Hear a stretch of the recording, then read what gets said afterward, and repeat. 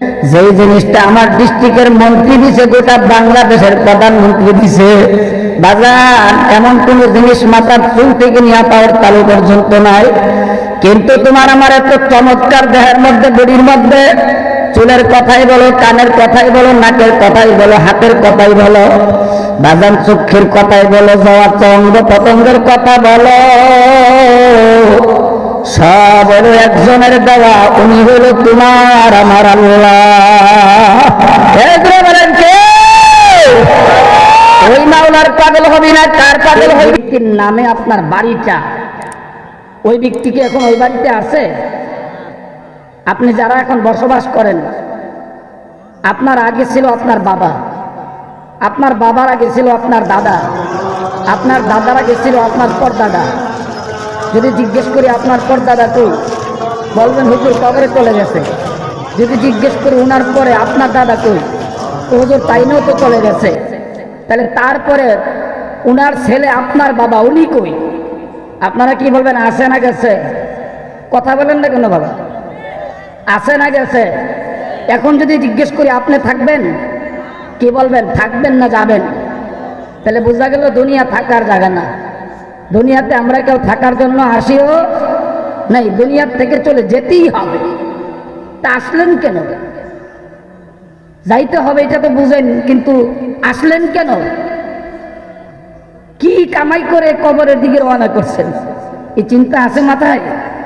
এই জন্য বুজুর্গরা বলতেন, হकीकत से तो दुनिया बेखबर है, हकीकत से तो दुनिया बेखबर है, दुनिया की नुमाइश पर नजर है, यहाँ हम सब मुसाफिर है, वही आखिर ठिकाना, कोई आगे रवाना है, कोई पीछे रवाना।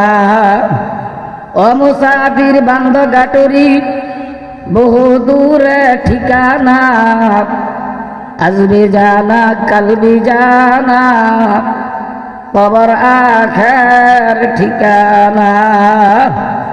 हे बयान शुनुन ना बाबारा, ও আমার যুবক ভাইরা, ও আমার পর্দার আলের মা বোনেরা, মনকে ভালো করিয়া বোঝাও মন রে।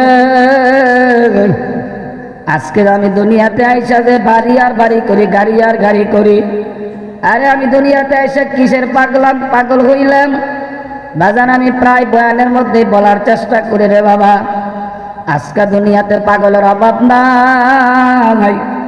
কেউ বা নারীর পাগল, কেউ বা গাড়ির পাগল, কেউ বা বাড়ির পাগল বাজান, কেউ বা ক্ষমতার পাগল।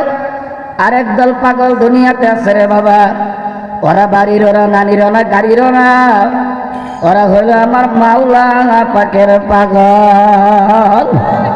কিন্তু বাজান আমি ভালো করিয়া বুঝাইবার চেষ্টা করি, একটু মনোযোগ দিয়া শোনার চেষ্টা করো বাবা, বুঝা শুন। তারপরে কিন্তু ইমান মজবুত করা, আমল ভালো কইরা কবর রওনা কইরো। কারণ বাজান রে, কবর কিন্তু সবার জন্য শান্তির জায়গা না বাজান, মরণ কিন্তু সবার জন্য শান্তির মরণ না। হাসরের মাঠ কিন্তু সবার জন্য শান্তির মাঠ না। কিছু কিছু মানুষের মরণ হবে কষ্টের, কিছু কিছু মানুষের কবর হবে কষ্টের বাজান। কিছু কিছু মানুষের জন্য হাসরের মাঠ হবে কষ্টের, কিছু কিছু মানুষের জন্য মরণ হবে সুখের, কিছু কিছু মানুষের জন্য কবর হবে সুখের বাজান। কিছু কিছু মানুষের জন্য হাসরের মাঠ হবে সুখের। এখন মনরে বুঝাইতে হবে, মন তুই কি সুখের মরা মরবি না কষ্টের মরা মরবি? তুই কি সুখের থাকা কবরে থাকবি না কষ্টের থাকা থাকবি? তুই কি হাসরের ময়দানে আমার মাওলার আরশের দিকে জায়গা নিবি, নাকি তুই সূর্যের তাপ মাথার মধ্যে লাগাইয়া ওই মাথার মগজগুলো বাতের মারের মতো উতলাইতে থাকবে?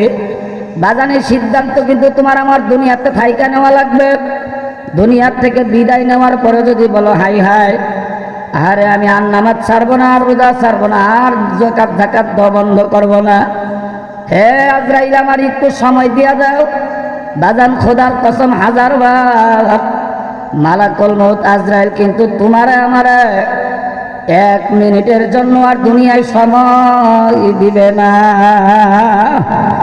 এই জন্য আমি আমার বাজানদেরকে বলবো, বাজানেরা মনের একটু ভালো করে বোঝাবে জীবন আমার কে দান করলো।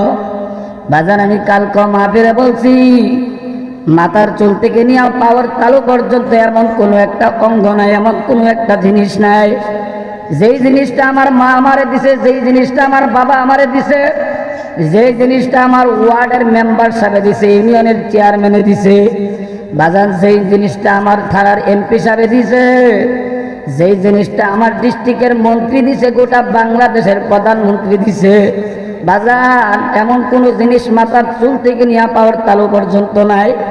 কিন্তু তোমার আমার এত চমৎকার দেহের মধ্যে, বডির মধ্যে, চুলের কথাই বলো, কানের কথাই বলো, নাকের কথাই বলো, হাতের কথাই বলো, বাজান চক্ষের কথাই বলো, যাওয়া অঙ্গ প্রত্যঙ্গের কথা বলো,